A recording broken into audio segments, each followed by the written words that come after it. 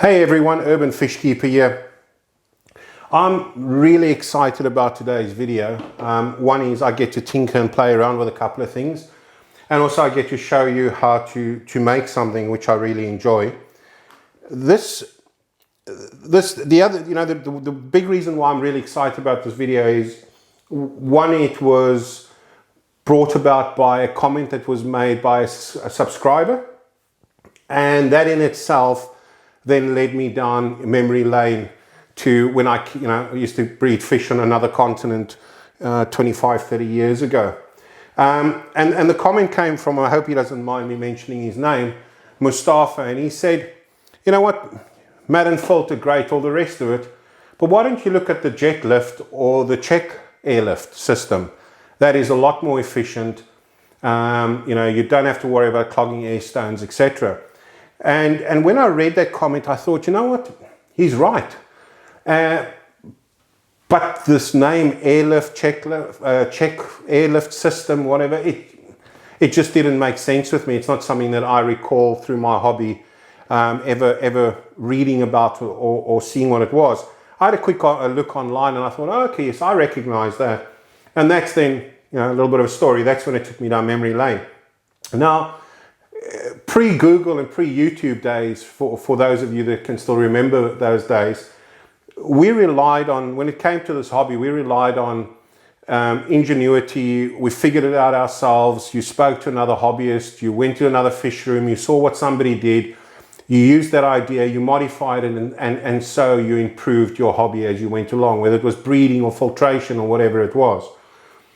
Back before YouTube and Google, a good friend of mine who also bred fish did a trip to Germany to go visit a whole lot of discus breeders, and while he was over there, he picked up this little thing, and he brought it back and he gave it to me, and I then went along and made replicas of it to use in, back then, the filtration we were using was either plastic little corner filters that had gravel and some moss in the top, filter wool in the top and some gravel, or we built filters into the side of our aquariums with little channels of water going up and over, and went in either over the top flow or down at the bottom, and the water pumped back on the other side.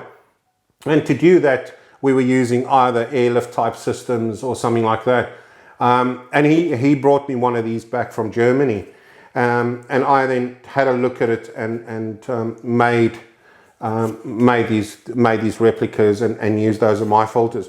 And this is one of those things that were very dear to me because it was given to me by somebody that I really looked up to in the hobby, when I was in my early 20s. And it's traveled with me across continents, across states, and I've never got rid of it, and I probably won't. It's one of those little keepsakes. When you look at it, you think back to when you started in your hobby, or sometime in your hobby. Now, to me, this is exactly what the airlift, the jet lift system or the check system is. It's exactly this. In my opinion, I may be wrong. It may have been invented somewhere else in the world, but I really think it's probably the Germans that came up with this, because this is the first time I ever saw it. But then again, didn't have Google, didn't have YouTube, who knows?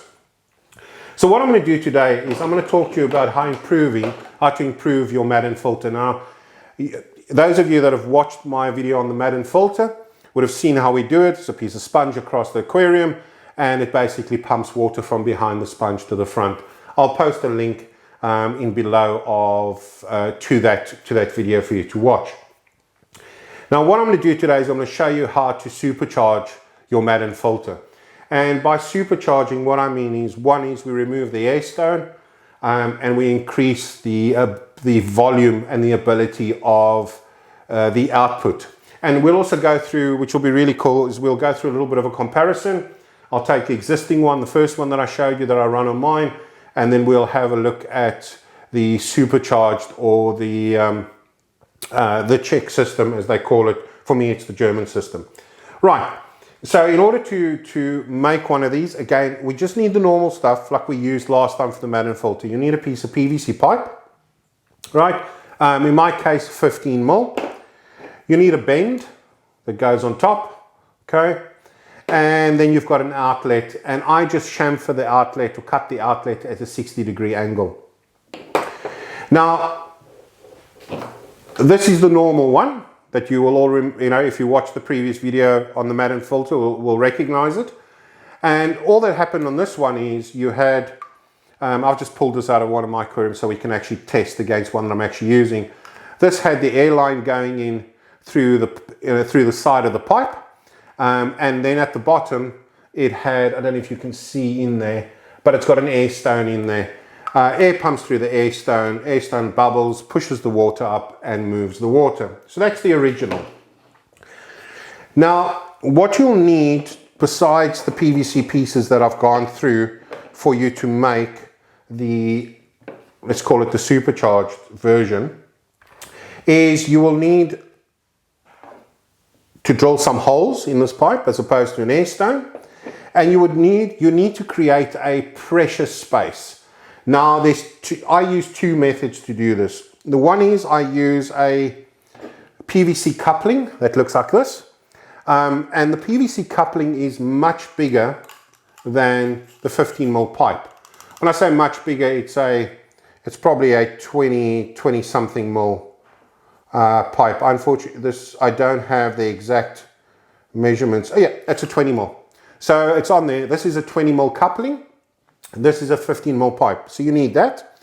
That's the one option of making it. The other option is that which is my preferred option, only because of what the original German one looked like, is you have a 15 mil to 20 mil flange. It looks like that. Okay, and same concept. This will fits over. It's obviously much tighter at the top. It's not as much wiggle room, and then at the bottom you can see the gap. So, and I'll run through both of those methods.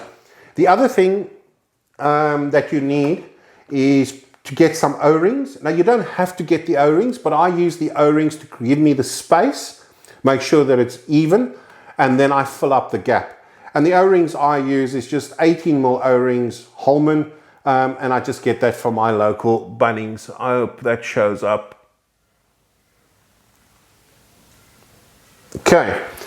The other thing you'll need is you'll need a 1 mil drill bit. Okay. And that's to make the holes, which is replacing the air stone. So I hope that shows up. It's a Kango cobalt drill bit, 1 mil, 1 millimeter drill bit.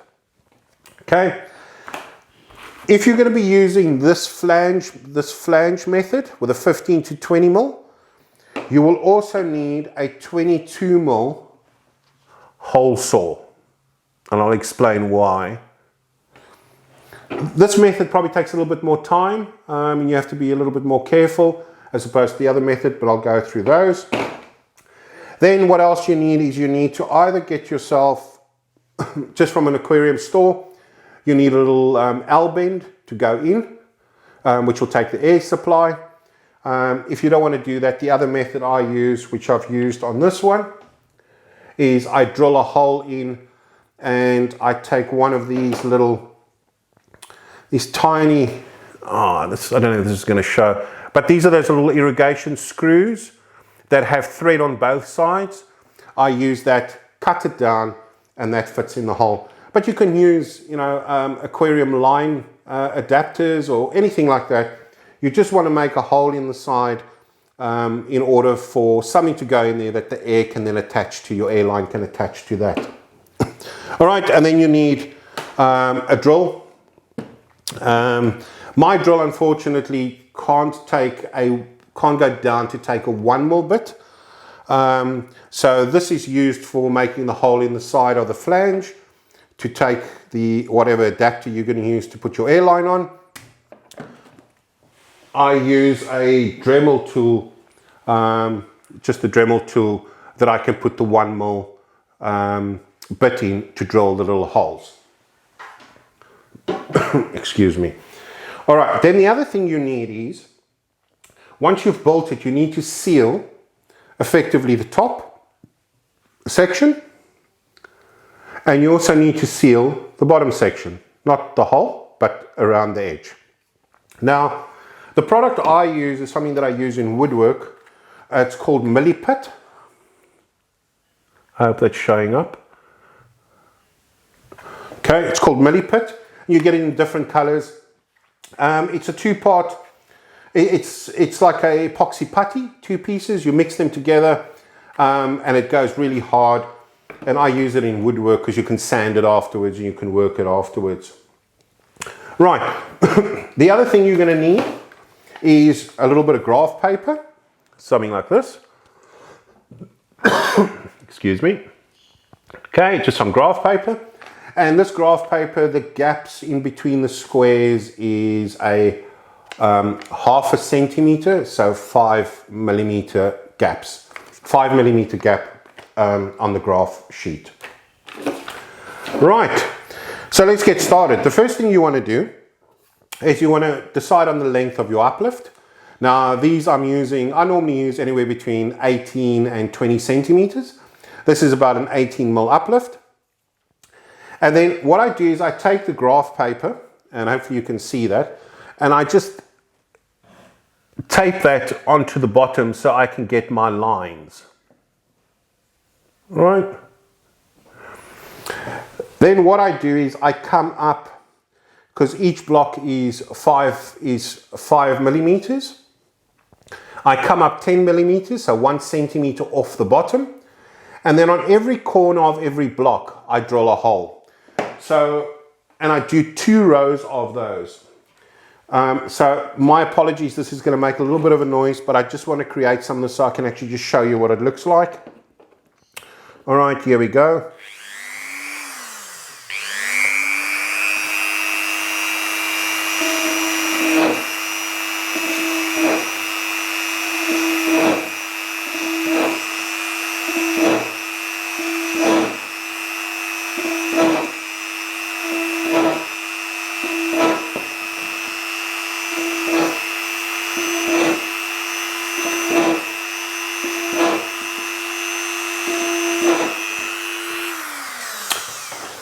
All right, so I've gone through and I've done the first row. Now it may be very difficult to see that, but hopefully you can.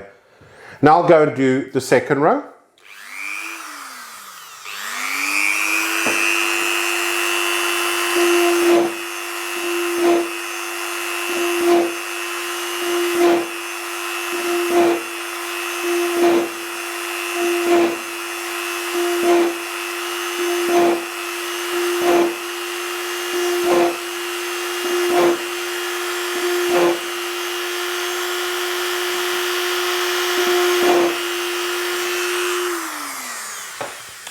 Okay, let's get that out of the way. Right, and you can pull that piece of paper off. And now you will have, and the gap between row 1 and row 2 is 5 mils, 1/2 centimeter.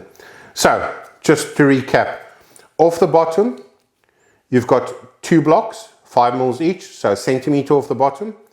Then you're doing your first row on each corner, so basically 5 mils apart. Then you're doing your second row, same 5 mils apart and 5 mils up. And what you should end up with is, and I'm really hoping you can see that, the holes in the pipe.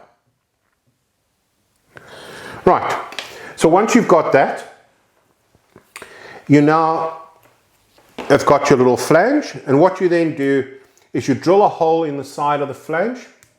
These 20 mil flanges, in the center, they've got like a little lip, and I don't know if that's going to show. But what I do is I drill the hole just below, that hole there is just below that lip. Then into that hole goes whether I've bent a piece of plastic pipe for my air intake, or whether you've connected a little irrigation screw in there, or if you've just used aquarium airline connector. It doesn't matter, whatever you want to put in there. All right, so that goes in there. What I make sure is I don't push it. I push it so that it is level or reasonably flush with the inside of the pipe. It does not sticking out or protruding too much on the inside. Okay, now the idea is that this needs to fit onto this pipe. But if you just leave it like this, it's really difficult to work with, and this is where the O-rings come in. So what you then do is you take 2 O-rings,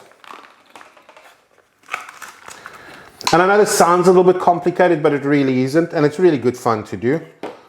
Okay, so 1 O-ring goes at the bottom, and these O-rings serve no purpose other than creating the space. They're not sealing, they're not doing anything, they're purely there for space. Okay, 1 O-ring at the bottom, below the holes, and then the flange goes on. You put the other O-ring on, and pull that all the way down. Okay, right down. Then you move it around to see exactly how you want it, and I'll show you now more or less how I want it. So at the bottom, I want it to look like that. The O-ring is just on the inside.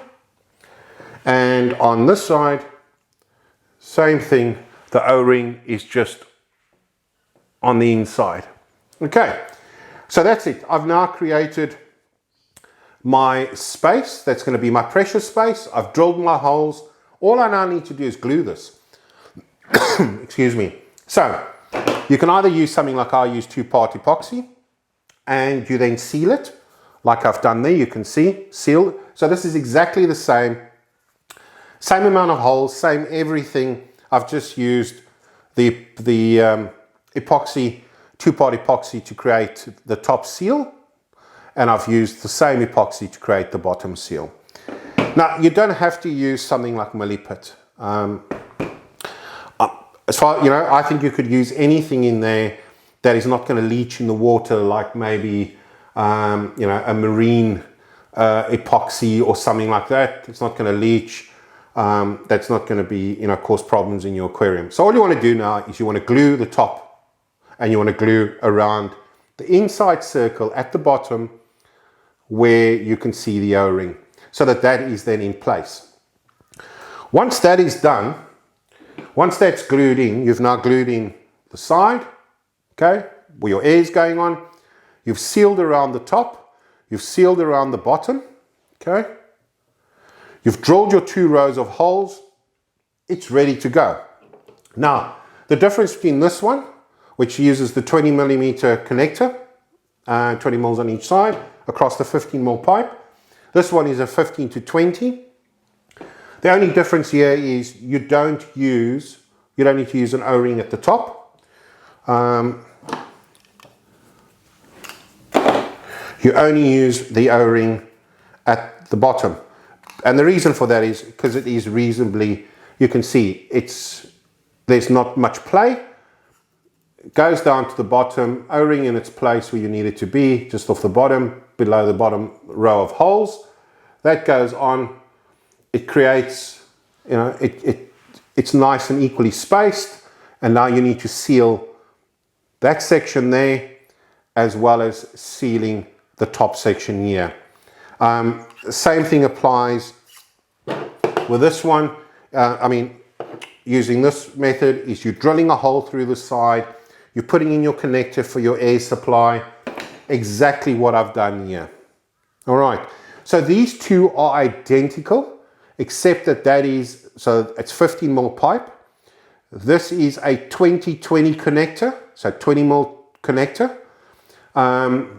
This is a 15 to 20mm connector, right? That's the only difference. Both of them drilled through the side, both of them got the same amount of holes, both of them same method used for drilling the holes. This one has 1 O-ring, this one has 2. Both work equally as well. My preferred is this method, only because it reminds me of the original one that I had. Okay, I did say that there was one thing though, a little bit extra when it comes to using this method, is the pipe. When you buy this 20 by 15 coupling, the pipe will not fit through all the way, because there's a lip on the inside of this. What you then need to do is you need to take a 22mm hole saw. Okay, looks like that. And you need to then very carefully drill this out. And when I say very carefully, I mean very carefully, because there's nothing for it to grip in. So you really want to do it slowly, and you just want to take away that lip on the inside. If you use this method, just please be careful. It can go wrong. I've had it go wrong where, and put it in a vise and then do it. Where it's gone wrong is it bites on the side and then cuts through the side. So just be aware. If you want the easier method, it's that one. If you want to play around a bit more, that one. Okay. Now we can get on to the fun stuff. Let me just get some of this out of the way. How well do they actually work? Right. If we compare it to the original, how much better do these work? Now, what we're going to do to test it is I am going to use a stopwatch. We're going to use a litre jug. We're not making this overly scientific, but I think it'll be good for everybody to just see how the efficiency differs. And remember, you're not using, there's no air stones in these. If you need to clean it, maybe a toothbrush in there every now and then, but that's about it. But you will see the difference once I get it up and running. So what we'll do is, we'll first test the original. And what I'm going to do is I'm actually just going to try and clamp this in somewhere.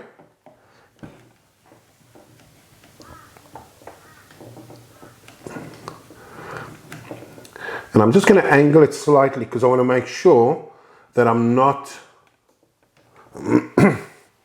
Okay, and we'll try and make it so that it's the same. So maybe what we'll do is, we'll just make it just on the bend. So we know the pipe's not clamped. In actual fact, I think what I'll do is I will take it as far down as the bend can go on the clamp. So we make it the same for all of them. And then we hopefully will get a fair reading out of each one. So, okay, let's just get this one going. I'm going to have to switch on my air in this room. So my apologies for the increase in noise.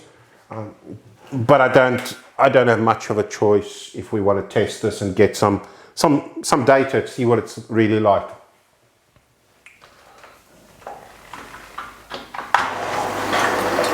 Okay, so we've got air. Let's just test that this is working.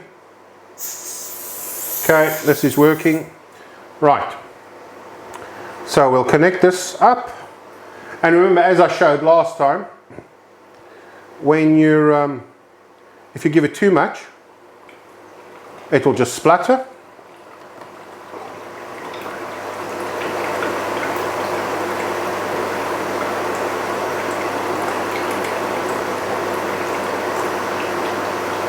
And that's with the air stone. Okay, that's what I'll just make sure I'm not sitting on it. Okay, so what we can do now, and just looking at the flow, I'm thinking, oh, this might actually take a while. And I don't want to, take up a lot of time doing this. But we'll, let's just test it and see. Okay, we'll get a calculator going. Oh, not a calculator, a timer.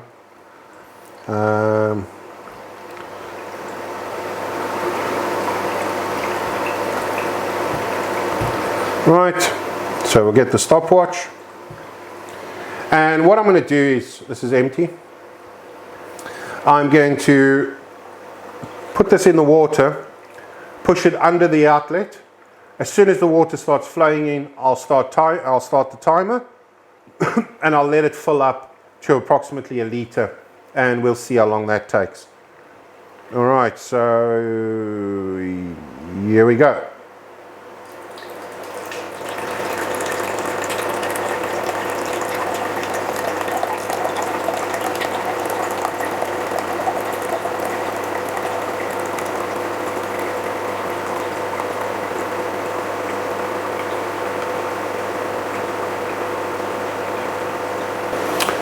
Okay, so that was 58 seconds, call it a minute.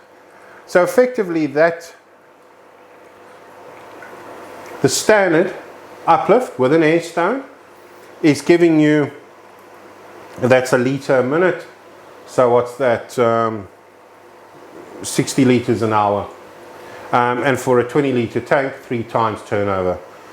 All right, so what we'll do is we'll just make a quick note so that we remember. So the original is 58 seconds, 0.36, and that was for 1 litre. Okay, what we'll do now is we'll take one of the Supercharged,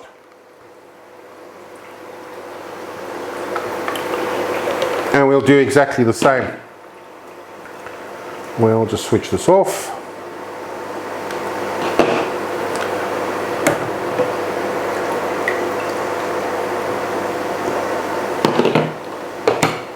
Right, provided with some air.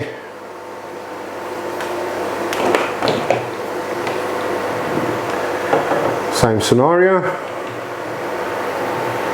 We'll go down as far as we can on the join or on the bend, so we know it's like for like. Okay. We'll add it in. Okay, let's start giving it some air.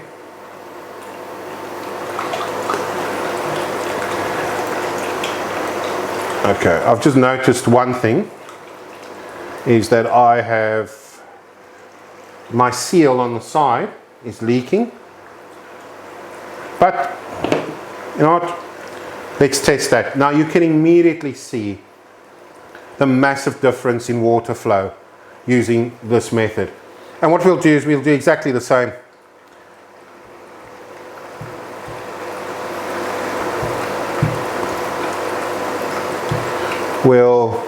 When it's ready, we'll pop it under. Go.